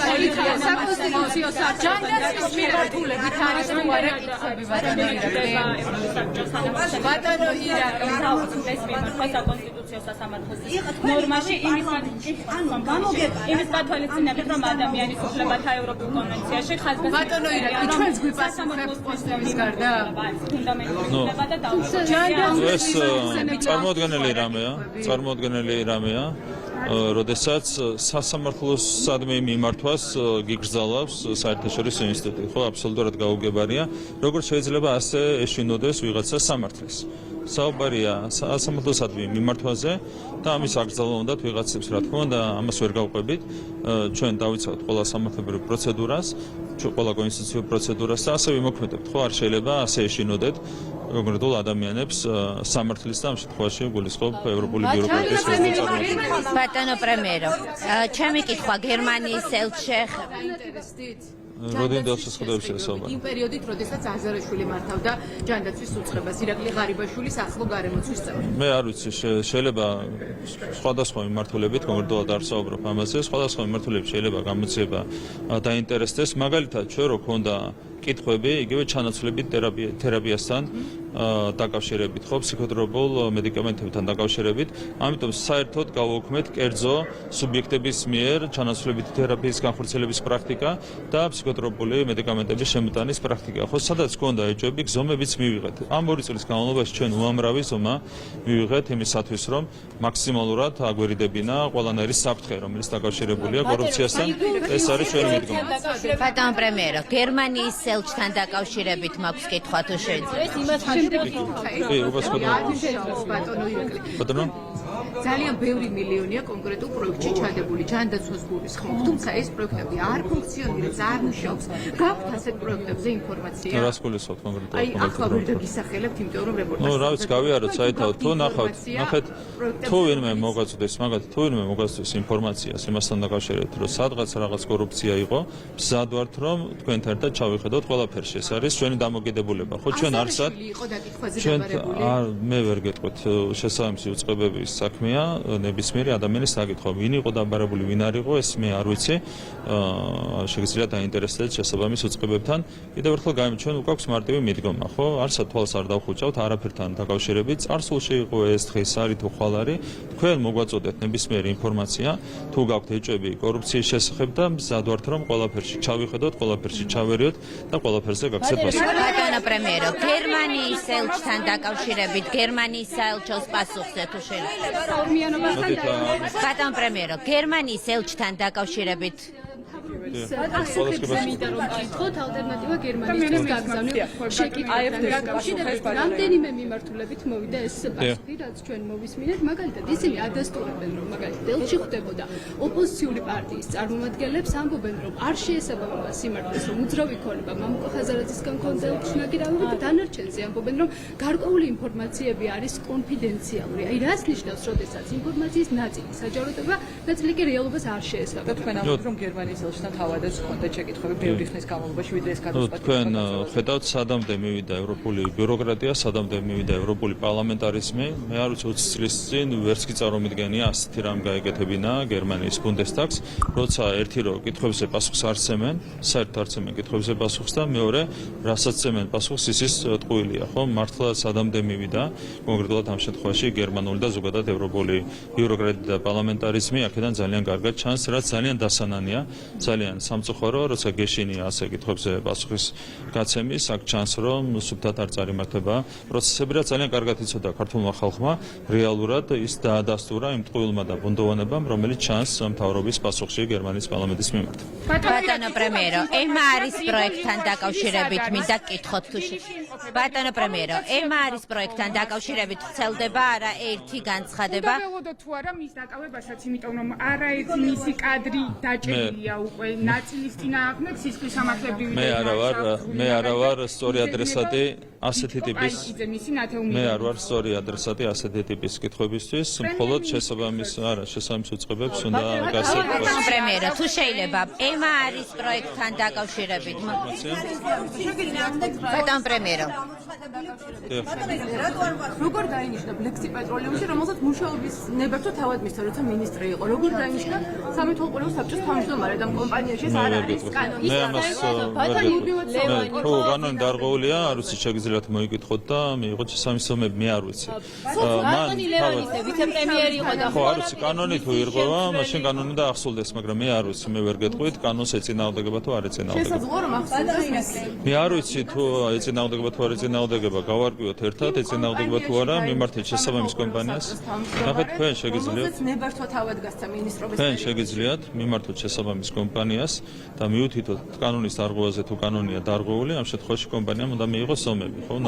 ბატონ პრემიერო, თუ შეიძლება ერთი კითხვა ემარის პროექტთან დაკავშირებით. სანქციებს აწესებს რუსულ ნავთობთან დაკავშირებით და საქართველოში შემოდის, თუნდაც არასანქცირებული. ეს არ ნიშნავს პოლიტიკურად რუსეთის მხარეს დგომას? თქვენ გახსოვთ, არაერთი მცდელობა ქონდა ოპოზიციას, რომ საქართველოს დაედანაშაულებინა სანქციების გვერდის სავლაში, შავხროლად გამოაცხადეს ჩვენი ქვეყანა და ყოველჯერზე დამტკიცდა, რომ ეს ყველაფერი იყო ტყუილი. მათ შორის საქართველოს ჩამოვიდა ამერიკულ, ევროპულ, ბრიტანული მისია. ამ მისიამაც ფაქტების დონეზე დაამტკიცა, რომ ჩვენ ზედმიწევნით ვიცავთ სასანქციო პოლიტიკას. ეს არის ჩვენი მიდგომა, ხო? დანარჩენი ყველაფერი არის. ბატონ პრემიერო, მე გითხავთ ემარის პროექტთან დაკავშირებით. მას შემდეგ, რაც ეს მასშტაბური პროექტის შესახებ გახდა ცნობილი და განსაკუთრებით თბილისის აბრეშუმის გზის ფორუმის შემდეგ, სადაც იქ ხელშეკრულება გაფორმდა, ვისმენთ არაერთ განცხადებას, გარკვეულწილად პერიოდულად არის მცდელობა თავად ინვესტორის იმიჯის შელახვის პროექტთან დაკავშირებითაც ისმის ბევრი კითხვები. ეს აჟიოტაჟი თქვენ როგორ გესმით, როდესაც საკმაოდ დიდ და უპრეცედენტო მოცულობის ინვესტიციაზეა საუბარი. მე მახსოვს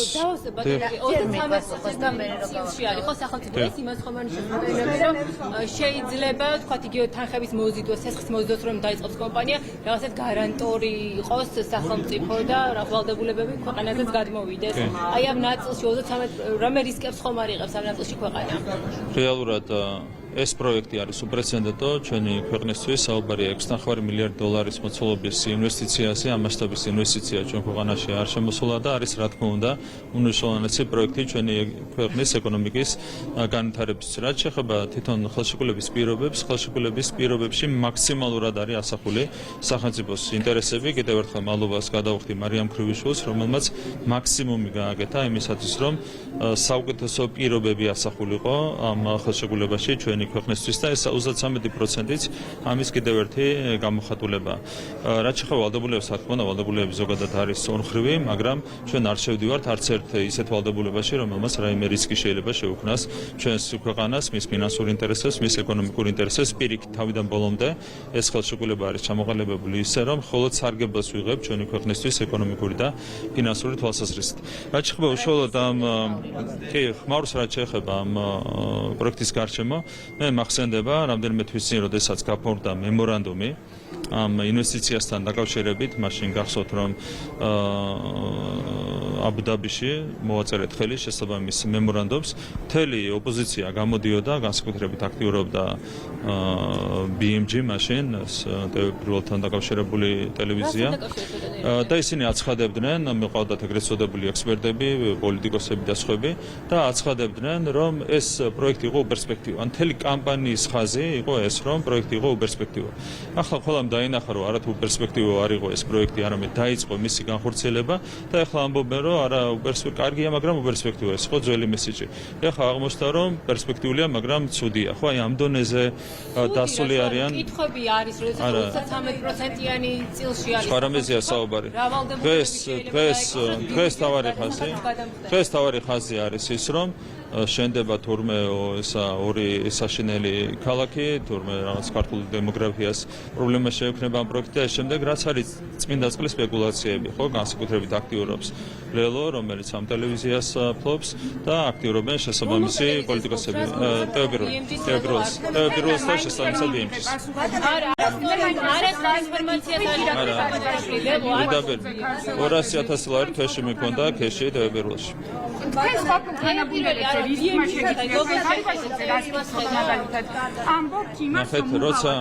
როცა საქმე ეხება გამოძიებაზე პასუხს გაგცემენ მხოლოდ შესაბამის რიცხვები. მე ამაზე არ ვაპირებ კომენტარს. არ ვაპირებ ამ კომენტარს. არ ვაპირებ არავითარი კომენტარის გაკეთებას, ყველა უნდა დაელოდოს გამოძიების მიმდინარეობას, მე არ ვაპირებ პოლიტიკური შეფასების გაკეთებას ამ თემაზე. კომუნიკაცია არ ქონიათ აი ამ პერიოდში. დავხურეთ თემა, არავითარი კომენტარი ამაზე. არის კორუფციის წინააღმდეგ გამოცხადებული ბრძოლა თქვენი მხრიდან, თუ უფრო მეტად ფულის ამოღების, იმიტომ რომ მილიონობით ლარზე არის დავა ირაკლი ღარიბაშვილთან და მისი გირაოც სანაცვლოდ გათავისუფლება ვნახეთ და ასევე არ ვიცით გრიგოლ ლილუაშვილს ან სხვებს დააკავებთ თუ არა. თქვენ იცით რომ არამ დავამატებ კორუფციას, პასუხისმგებლობას როგორ ჩამოიქცნებთ თუ კი გვეტყვით რომ რთული ტურბულენტური ვითარება იყო ქვეყანაში და თურმე პარლამენტსაც ზედამხედველ ორგანოს გამოეპარა ამ თანხების პირველ რიგში რაც შეეხება თანხების ამოღებას, დაახლოებით 20 მილიონის ლარის თანხებია, როგორც ვიცი, ამოღებული და რა თქმა უნდა, მთლიანად ეს თანხები მიექცევა საქართველოს სახელმწიფო ბიუჯეტში და სახელმწიფო ბიუჯეტს აუნაზღაურდება ის თანაკლისი, რომელიც მიიღო კონკრეტული სავარაუდო კორუფციული ფაქტებიდან გამომდინარე. რაც შეეხება პასუხისმგებლობას, ნუ ამაზე უწყებები გაგცემენ პასუხს. რაც შეეხება ჩვენს პასუხისმგებლობას, პასუხისმგებლობა შეიძლება დადგეს იმ შემთხვევაში, თუ არ არსებობდა ობიექტური გარემოებები, რომლის გამოც შეუძლებელი იყო კონკრეტული ნაბიჯების გადადგმა. იმ პირობებში, როდესაც ჩვენ გვიწევდა ძალიან მძიმე ფრონტზე ბრძოლა, რაღაცებში ჩაღრმავება შეიძლება იყოს შეუძლებელი, თუმცა მე მინდა შეგახსენოთ კიდევ ერთხელ, ჯერ კიდევ 2023 წლის დეკემბერში გამოვიდა ბატონების ძინავაშვილის სიტყვით და მან გააკეთა პირდაპირი განცხადებები კორუფციის მიმართ უკომპრომისო დამოკიდებულებასთან დაკავშირებით. და იმ დღიდან მოყოლებული, არა, შეიძლება ეჭვები იყო, ხო, იმ დღიდან მოყოლებული 2024 წლის 8 თებერვლიდან კონკრეტულად, როცა ჩამოყალიბდა ახალი მთავრობა, ჩვენ მივიღეთ არაერთი ზომა იმისათვის, რომ მაქსიმალურად გამოგვერიცხა კორუფცია ჩვენს ქვეყანაში. ამიტომ როცა საუბარია იმაზე, რომ აქ ჩვენ რაღაცა ფულის ამოღება გვინდა თუ სხვა რამე გვინდა, ფულის ამოღებაც გვინდა ბიუჯეტისთვის, ეს ერთი, მაგრამ ჩვენს დამოკიდებულებას კორუფციის მიმართ ვაჩვენებთ არა მხოლოდ იმით, რომ წარსულ საქმეებში ჩავიხედეთ, არამედ იმით, რომ 2024 წლის 8 თებერვლიდან მოყოლებული დგავთ ყველა ნაბიჯს იმისათვის, რომ გამჭვირვალე იყოს თავრობის საქმიანობა და აბსოლუტურად გამჭვირვალე წარიმართოს ყველა პროცედურა, მათ შორის ტენდერები, პრივატიზაცია და ამ შემდეგ. ეს აჩვენებს პირველ რიგში ჩვენს დამოკიდებულებას, რომ ჩვენ ყველა ნაბიჯი გადავდგით კორუფციის აღსაკვეთად ჩვენს ქვეყანაში, რის შედეგებსაც რა თქმა უნდა საზოგადოება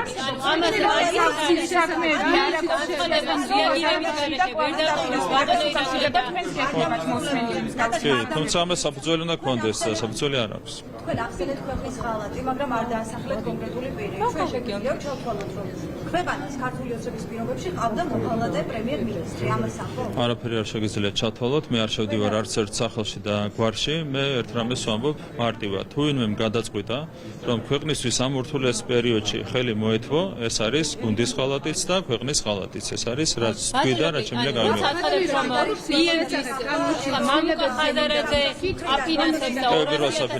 ტევებიროს BMG-ს არა, ტევებიროს და BMG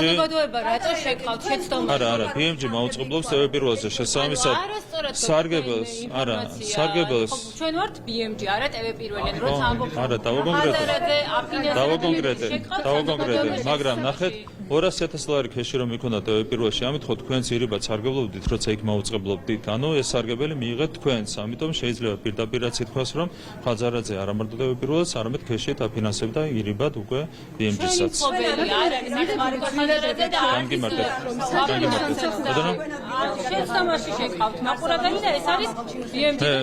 მე პასუხს თქვენი პრობლემაა, როდესაც დღემდე ქეშით მაუწყებლობთ, ხო და ჩემს პასუხისმგებლობას რაც შეეხება მე ვიღებ პასუხისმგებლობას იმაზე, რომ მუშაობთ აბსოლუტურად სუფთად, როცა საქმე ეხება მთავრობის საქმიანობას, როცა საქმე ეხება პრივატიზაციას, შესყიდვებს, ტენდერებს და ამ შემდეგ ყველა ნაბიჯი მთავრობის მხრიდან იდგმება სწორედ ამ სულისკვეთებით და ამაზე ვიღებ პასუხისმგებლობას, რომ 2024 წლიდან 8 თებერვლიდან მოყოლებული, მთავრობის დამტკიცების ხიდან მოყოლებული, ამოიღეთ ნებისმიერი აქტი, ნებისმიერი გადაწყვეტილება, ნებისმიერი ნაბიჯი, სადმე თუ ნახავთ თქვენ კორუფციის ნიშნებს, ამაზე მე ვაგებ პასუხს. ეს არის რაზეც მე შემიძლია ვიყო პასუხისმგებელი. განვაში შეტანილი ცნობებს, რომლის მიხედვითაც საჯარო სამსახურში დასაქმებულებს ეკრძალებათ ეზღუდებათ ლიური სამსახურში დასაქმება. აი ამ ცვლილებების მიზანი კიდევ ერთხელ რომ განვარტოთ საზრდოობს. მიზანი არის ოპტიმიზაცია, მათ შორის ხარჯების, პირველ რიგში ხარჯების ოპტიმიზაცია. თქვენ მოგეხსენებათ, რომ პირველ რიგში სახელმწიფო საწარმოებში, თუმცა არა მარტო სამინისტროებშიც, კადრების ოპტიმიზაციის ხარჯზე ჩვენ უკვე დავზოგეთ 60 მილიონ ლარზე მეტი. და რა თქმა უნდა, აქაც არასწორი პრაქტიკა იყო ჩამოყალიბებული, როდესაც ადამიანები ერთდროულად სულ განაკვეთზე მუშაობდნენ ორგან და ზოგჯერ სამგანაც, თეორიულად შეუძლებელია, ხო, 8 საათი იმუშაო ორგან და სამგან სხვადასხვა სამსახურში.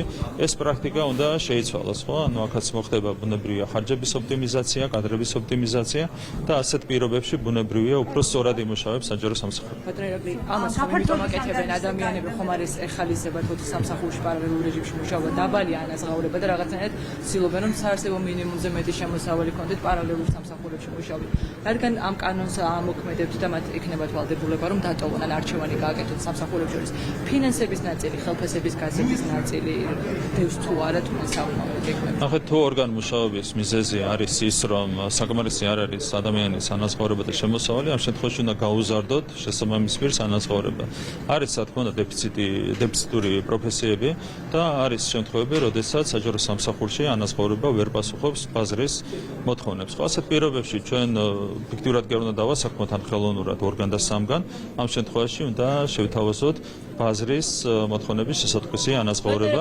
ეს იქნება სწორი პრინციპი და არა ხელოვნურად გაფორმება. კი, რა თქმა უნდა, ამას უნდა გადავხედოთ. ევროკავშირმა მოგიწოდათ გარკვეული საქონლის რეექსპორტის აკრძალვისკენ რუსეთში თუ გაითვალისწინებთ. ეს იყო სანქციების ნაწილი. სანქციების გვერდის ავლის მიმართულებით მოქმედებთ აბსოლუტურად იმ პოლიტიკის შესაბამისად, რასაც ელოდებიან ჩვენგან საერთაშორისო პარტნიორები. თქვენ რას ელოდებით გაფართოების საგანში როგორ იქნება? არის მოსალოდნელი რომ ეს არ იქნება პოზიტიური ტონი საქართველოს ხელისუფლების მიმართ და არ ვიცით დოკუმენტში რა ჩაიწერება, თქვენ რას ელოდებით და იღებთ თუ რა პასუხისმგებლობას იმაზე რაც მოხდება იქ, იმიტომ რომ ალბათ იქნება კრიტიკა იმ გადაწყვეტილების გამო, რაც გამოაცხადეთ 20 მარტს. ჩვენ პასუხისმგებლობას ვიღებთ ჩვენი ეროვნული ინტერესების დაცვაზე, ხომ? რაც შეეხება ევროკავშირს, თქვენ გახსოვთ, სად იყო 28 ნოემბერი, როდესაც მანამდე ზაფხულში სტრატეგიული დიალოგი შეაჩერეს საქართველოსთან. ხო, რას ეფუძნებოდა ეს ყველაფერი? აგენტების კანონის კი არა, ეს იყო რევოლუციის გამჭვირვალობის შესახებ კანონი და თუ უნდათ ბუნდოვნად რევოლუციის მოწყობა, ეს სხვა საქმეა, ხო? ეს არ იყო, ასე ვთქვათ, გამჭვირვალობის კანონის გამო, რასაც მათ უწოდეს არა, ხო და მიზეზი ამ კანონის შინაარსი იყო რა, რომ რევოლუცია თუ უნდა ვინმეს გამჭვირვალედ მაინც მოაწყოს ეს რევოლუცია, ამას ეხებოდა ეს კანონი, ხო? ამიტომ იქაც არ ქონდათ არავითარი საფუძველი.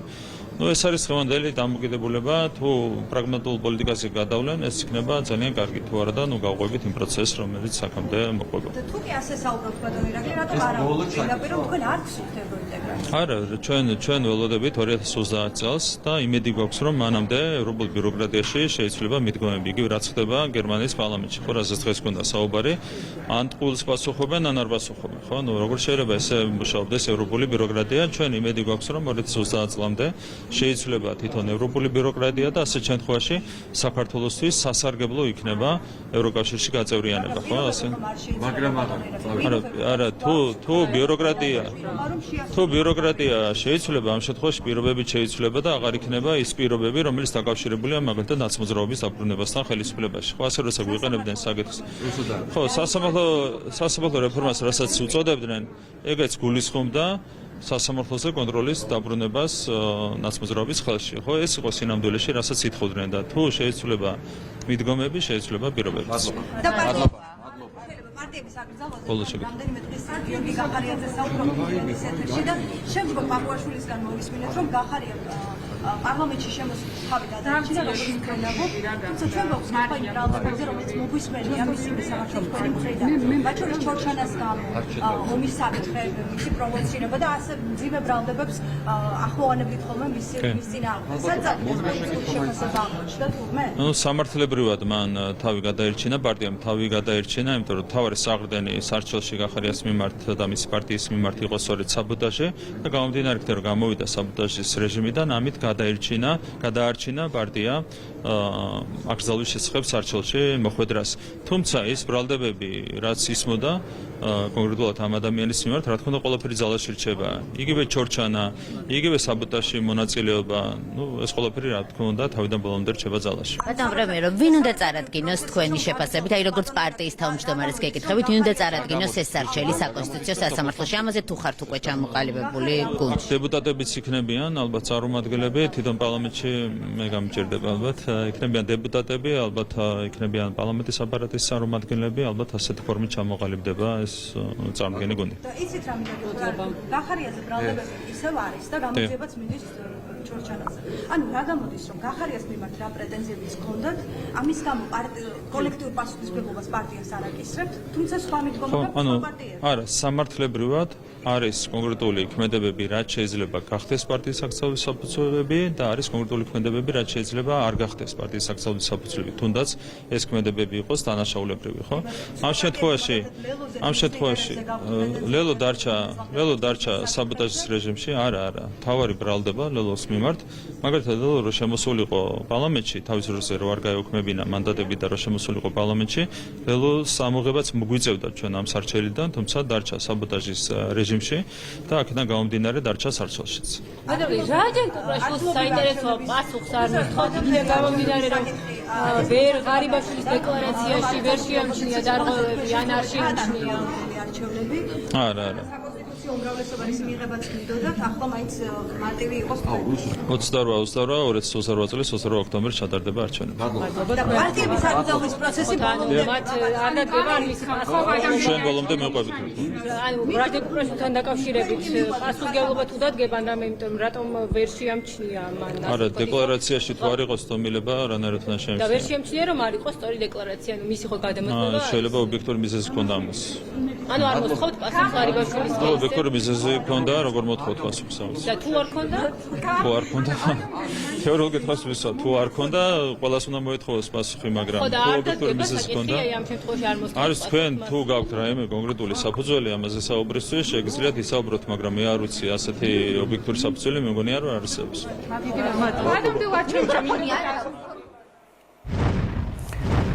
პირდაპირ ეთერში უსმენთ პრემიერ-მინისტრ ირაკლი კობახიძეს. შინაგან საქმეთა მინისტრმა გეკა გელაძემ ჩინეთის სახალხო რესპუბლიკის საგანგებო და სრულუფლებიან ელჩთან ჯოუ ციენთან შეხვედრა გამართა მხარეებმა საქართველოსა და ჩინეთს შორის არსებული სტრატეგიული პარტნიორობის საკითხები განიხილეს. შინაგან საქმეთა მინისტრმა განსაკუთრებული ყურადღება გაამახვილა ორი ქვეყნის სამართალდამცავ უწყებებს შორის არსებული თანამშრომლობის მნიშვნელობაზე და აღნიშნა, რომ საქართველოსა და ჩინეთის სახალხო რესპუბლიკას შორის ამ მიმართულებით პარტნიორობა დინამიკურად ვითარდება. გეკა გელაძემ ჯოუ ციენს ორი ქვეყნის ურთიერთობების განვითარებაში შეტანილი წვლილისთვის მადლობა გადაუხადა.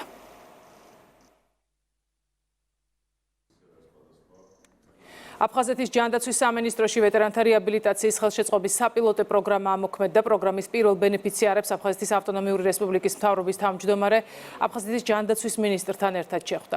გიორგი ჯინჭარაძე წყალტუბოში პროგრამის მიმდინარეობას ადგილზე გაეცნო და აფხაზეთიდან დევნილ ვეტერანებს გაესაუბრა. პროგრამის მიზანი სხვადასხვა სოციალური კატეგორიის ომის ვეტერანთა ფსიქოსოციალური რეაბილიტაცია და ადაპტაციაა.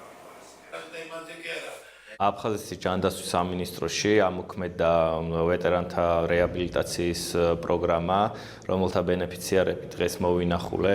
შეხვედრაზე აქცენტი გააკეთეს თუ რამდენად მნიშვნელოვანია აფხაზეთის მთავრობის მხრიდან მათი მხარდაჭერა და მიხარია, რომ ესეთი კარგი საპილოტო პროგრამა გამოვიდა და სამომავლოდ აფხაზეთის მთავრობა ყველა იმ პროგრამას, რომელსაც ახალი წლიდან განახორციელებს, მორგებული იქნება ჩვენი დევნილი მოსახლეობის საჭიროებაზე. სამინისტრო წელს პირველად ახორციელებს ვეტერანთა რეაბილიტაციის ხელშეწყობის პროგრამას.